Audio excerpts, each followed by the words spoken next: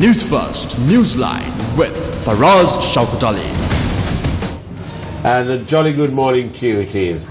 This is Newsline, live from the Newsfirst studios in Dawson Street in Colombo and broadcasting on TV1, part of the Capital Maharaja Group. And joining us this morning is a very special guest. But today is exactly 8 years since Lasantha Wickrematunge was unlawfully killed in a high security zone just outside Colombo City. And it is 8 years and 3 days since the Department facility of this network was bombed and burnt out of the ground. And it is, happily, 2 years exactly since President Maithripala Sirisena took control as the President of Sri Lanka and a few hours later appointed one Ranil Wickremesinghe as the Prime Minister in a national unity government. So a momentous day on the timeline, and to talk about these matters and a bit more, to talk about what's on your mind, is the former Deputy Governor of the Central Bank of Sri Lanka, Dr. W.A.Wijeywardena. Very good morning to you, Dr. Wijeywardena. Good morning, Faraz. And thank you very much for being on Newsline. It was my pleasure. And the first appearance this year for you. Exactly, the first year and the first appearance both. Let me wish you all the very best in your various efforts. Same to you, Faraz. And especially let me wish you very well when it comes to seeking accountability and responsibility. Exactly, I think in the third year of President Maithripala Sirisena's administration, we have to be more concerned about responsibility, accountability and the good governance government, in the proper sense of the words. Indeed, indeed. Not just empty promises. Not just empty promises or just words on paper.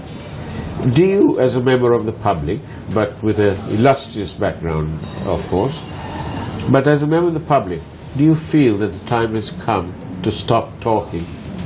Exactly. I think, in my opinion, the first 2 years, we had not done much work towards attaining what we believe as a properly constituted good governance government for us.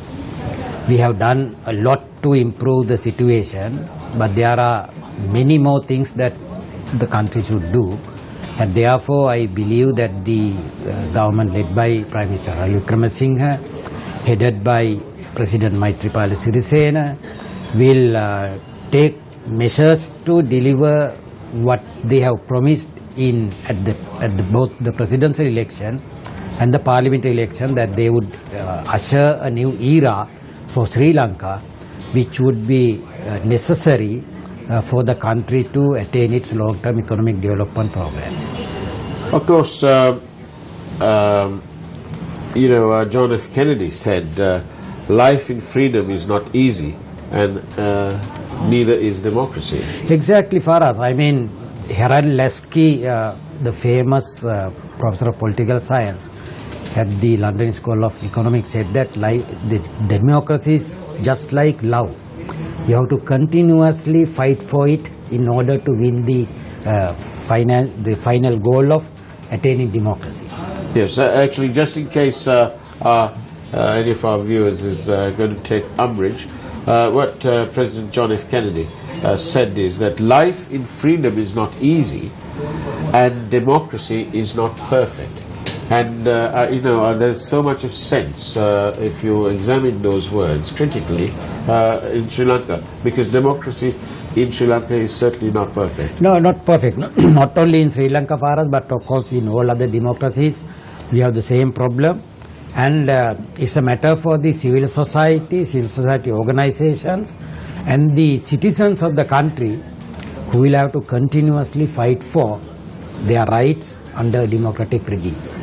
And, I just want to say this to our viewers. Some people wonder why it is that we use these things.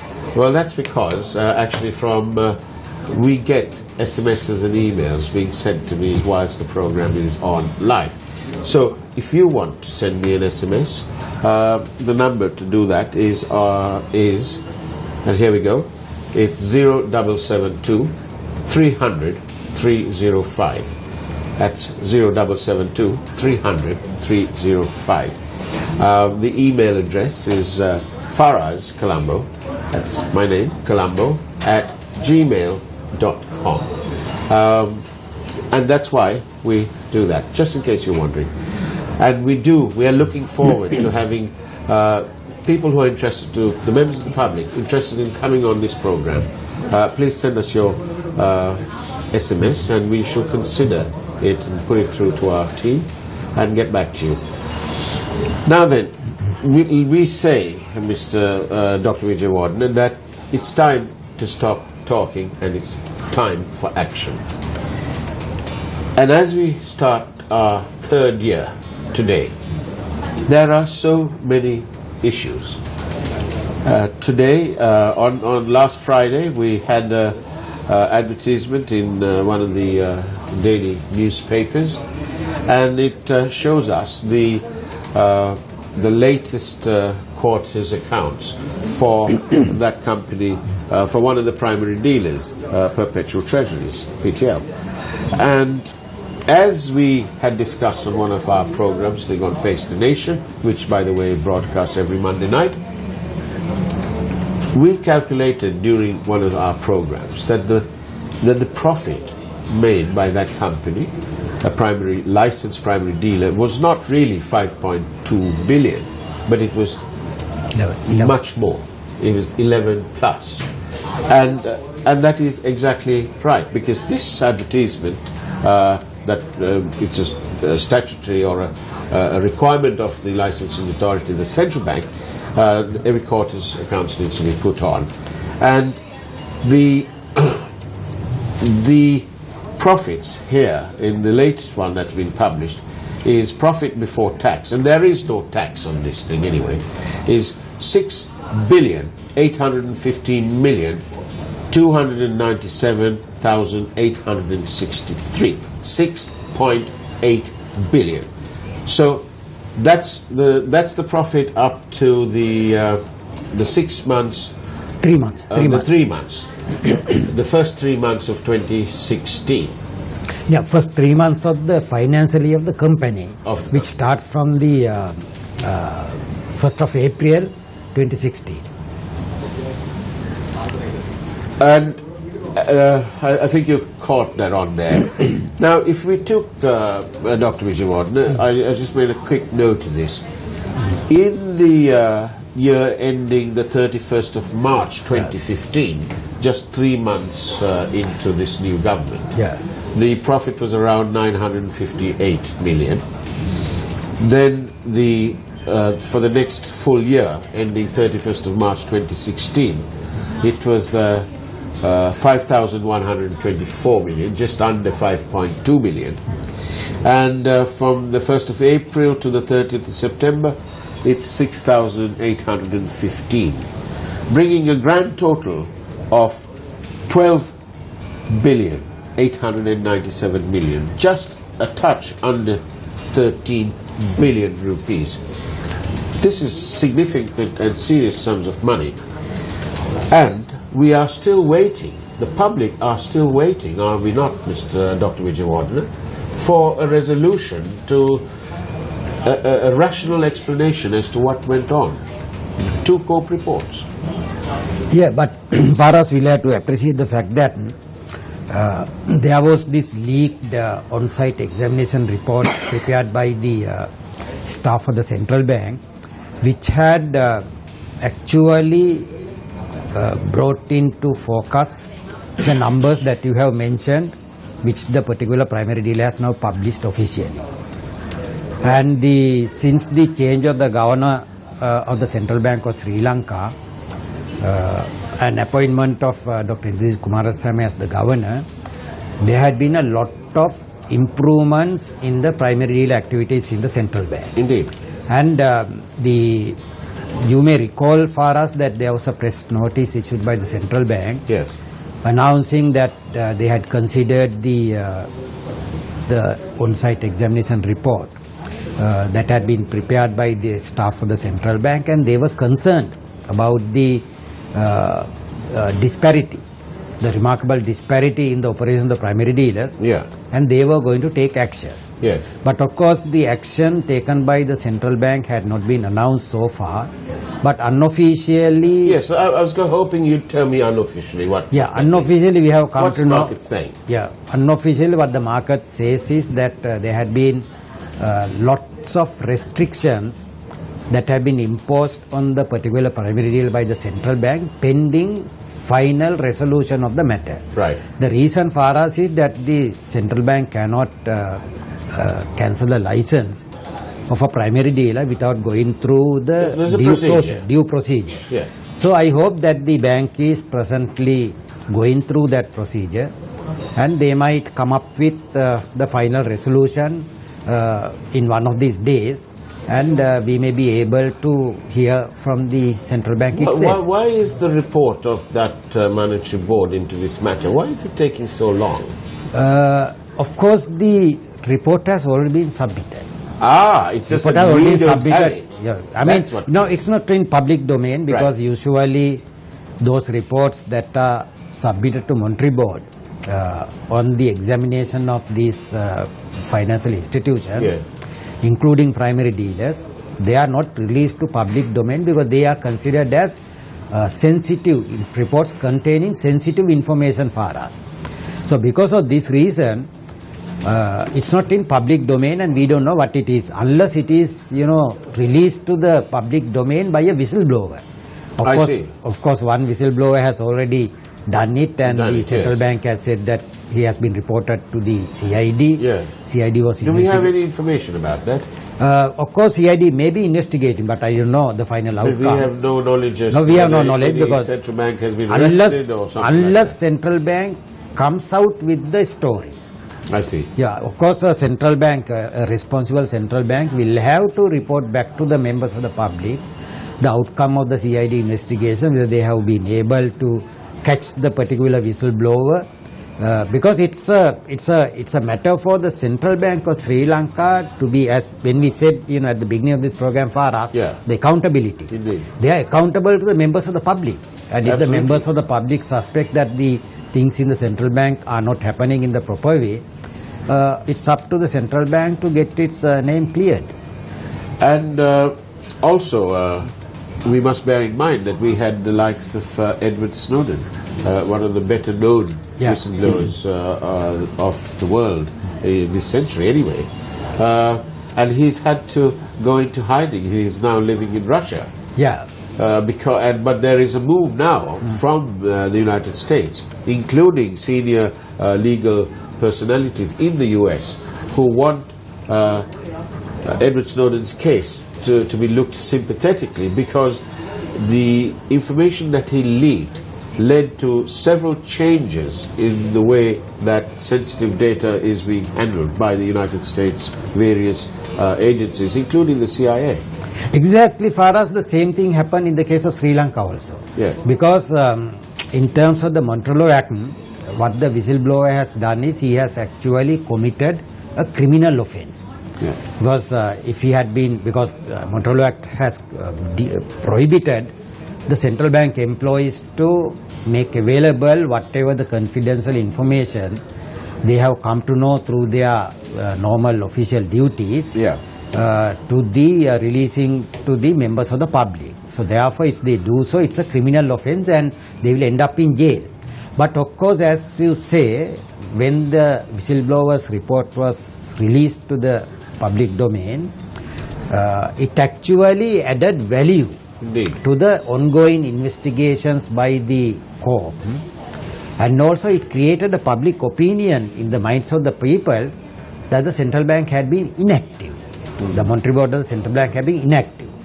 And immediately you may recall that after the governor returned to Sri Lanka from his overseas travel, Yeah. he issued a statement Yeah. to the public that the matter has been reported to the CID as it should be. Then of course he had already said that, again along with that he had said that the matter is being investigated by the monetary board and the public will be informed of the final outcome shortly. So to the credit of the governor, far as it was done. Within about 1 month's time, the final report was submitted to Monetary Board, and the Monetary Board has now taken action against the particular primary dealer, and therefore we have to wait for the final action by the country's law enforcement authorities. Indeed. Now, of course, talking about whistleblowing and asking for information, of course, just for the record, we as a station, as the network, we know who gave orders to destroy our station, as well as who took the Claymore bomb to the location, to the station, to the department, and whose people led the attack. That we know. And in the fullness of time, and gentlemen are never in a hurry, in the fullness of time, that information will manifest itself into the public domain. And that is the value of good intelligence and good whistleblowing, sensible, responsible whistleblowing. Now then, Dr. Wijeywardena, there seems to be this almost mad rush to announce things, to sort of create a feel-good factor. But sometimes it doesn't work. If you remember, we had promises of billions of dollars supposedly coming from Saudi Arabia after a visit, a roadshow, I think, that the former governor went to Saudi Arabia, Governor Mahindra. We'd love to hear the tail end of that story. Is it true? Where are these billions? We also had some billions promised supposedly by a Belgian investor. Our records indicate, publicly available on the net, indicate that there are very limited amount of dollar billionaires in Belgium, and the top guy has a little bit over 7 billion, and it's a lot to believe that somebody with 7 billion is going to invest $1 billion of that in Sri Lanka. We'd like to have more details. Tell us, so that we can also believe in these wonderful stories. There's another one. As you know, they promised us the VW factory, a BOI. It was on their website, but it's now taken away. But we have a copy of that. Under the heading, the President and the PM flags off work on $26.5 million US, presumably, Volkswagen assembly plant in the Waimba district. Well, it now turns out that Volkswagen are saying, we didn't have anything like that. We have no plans for the investment of the Volkswagen brand in Sri Lanka at this moment in time, or at that moment in time.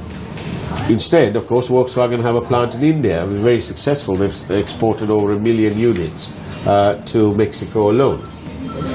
And so there is this kind of painting of the news or creating of the news, but it's essentially virtually misinformation. Virtually. Because they say one thing and then it turns out it's not. Yes, they now say that because of whatever controversy VW was in at that time, that they've changed tack. But we'd like to have more details. Which auto manufacturers are actually going to give us their products to be assembled in Sri Lanka? Is it really for export, or is it merely to get around the rather high duties that cars, when you import cars? And Dr. Wijeywardena, I want to ask you this. Why is it? This is a matter between a local company, who just happens to be the VW agent, and the BOI. Why is it that we have the Prime Minister of this country explaining the finer details of this essentially commercial transaction? Why is the Prime Minister getting it? For us, actually, it's a tactic being adopted by politicians in all the countries. Because what they think is that they can provide information to members of the public, and the public will swallow the information, and as a result they can have a good political mileage out of that. But actually what happens for us is, as you say, this is a modern communication era. In this modern communication era, information can be obtained by people by just using a smart mobile phone. So it's available to members of the public. Indeed.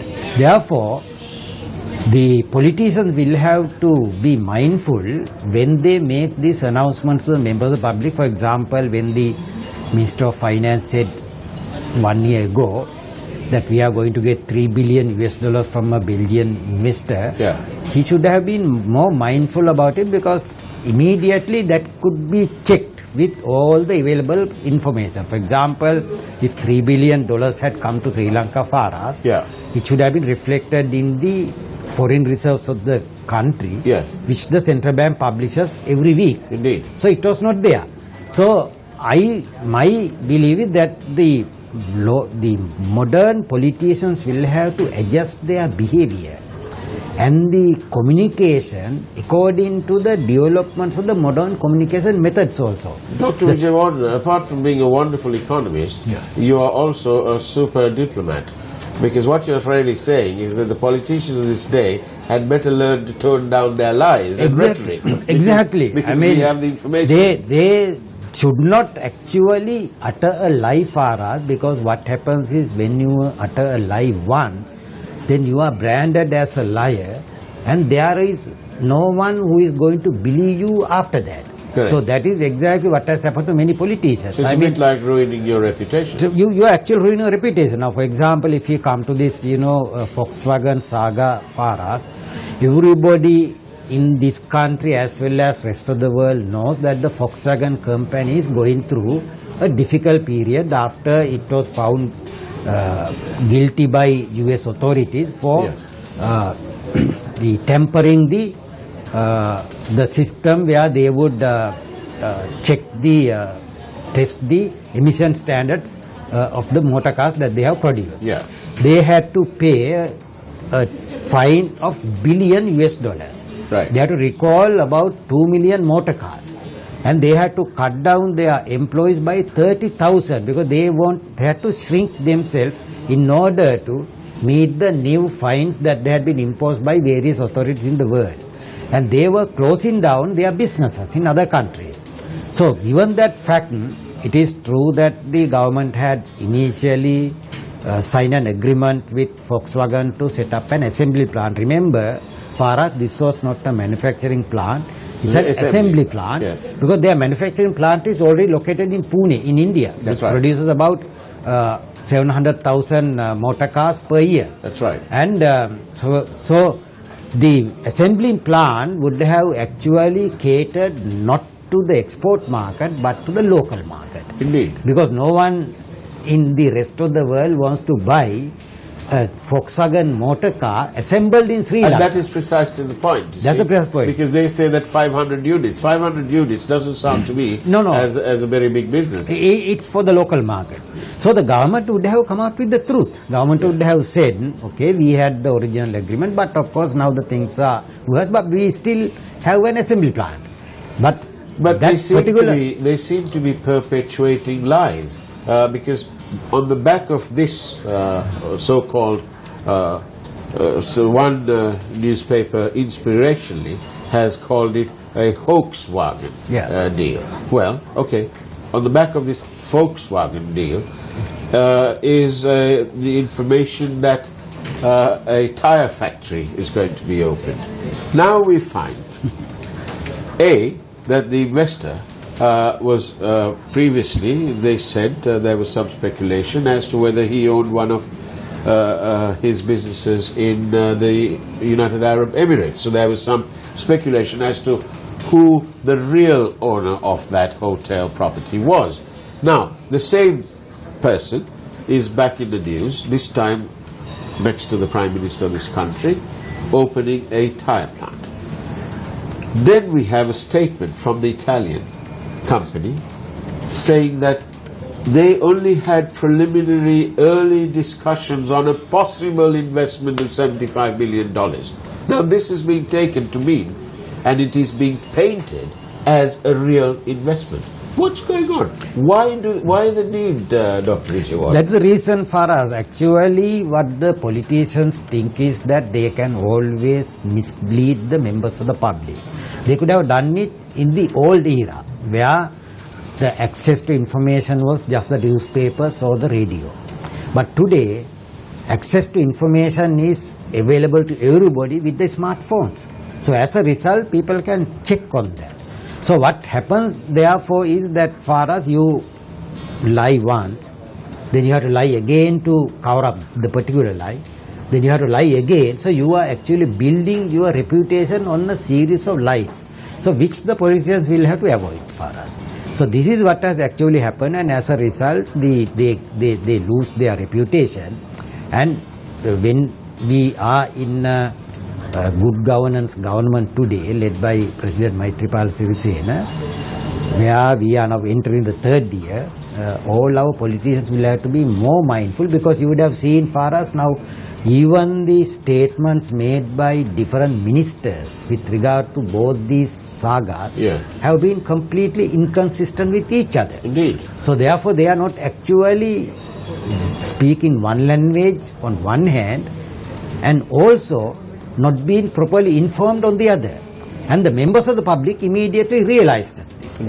And when they realize it, they lose confidence, and as a result, it is the good governance government which would suffer. I know, because from my travels around the country, I've been asked this question, that the matter of the central bank bond saga has certainly permeated to all levels of societies all throughout the country. Judging from some of the questions that have been asked from me in rather very rural areas, they may not know the mechanics, but they certainly know that something odd happened at the central bank and the money. And that is reflecting in the public's confidence in politicians. Exactly, Farad. I mean, not only you. I mean, I also have encountered this particular experience number of occasions. When I go to the salon, the dressmaker always he asks me the same question. When I travel in a three-wheeler, when he comes to know that I was a former central bank employee, he also asks the same. I mean, they have already made the prejudgment. They say that there has been a huge robbery in the case of the central bank. And this public perception is not helped when our dear Prime Minister, no less, Mr. Ranil Wickremesinghe, Prime Minister of this country for the fourth time going now, when he has been rather economical with the truth. In terms of the bond issue, in terms of the Volkswagen issue, in terms of the new tyre factory. Come on, Mr. Prime Minister, you need to get better than that. You need to tell us the way it really is, because we can take some bad news. You know, if you can't really make those 20,000 jobs, fair enough. At least we know you're trying. We'd like more transparency. Can we agree on that? Exactly, more transparency, because what matters to us at the end of the day for us is that we have to do everything possible in order to take the economy out of the present crisis and put it on a sustainable economic growth path. For that purpose, number one requirement is the good governance, truthfulness, and also building reputation among the members of the public, which will give incentives for the private sector people to invest in the country, so that we have greater wealth for the members of the people. Well said. Dr. Wijeywardena, thank you very much for being on Newsline. Just as we overrun, but a quick note. As far as the bombing of our station was concerned, there is definitely a link between the killing, the unlawful killing of Lasantha Wickrematunge and the bombing of our station. It was done to silence us. Well, 5 hours later, we were back on air. So there. On that note, thank you very much for watching Newsline.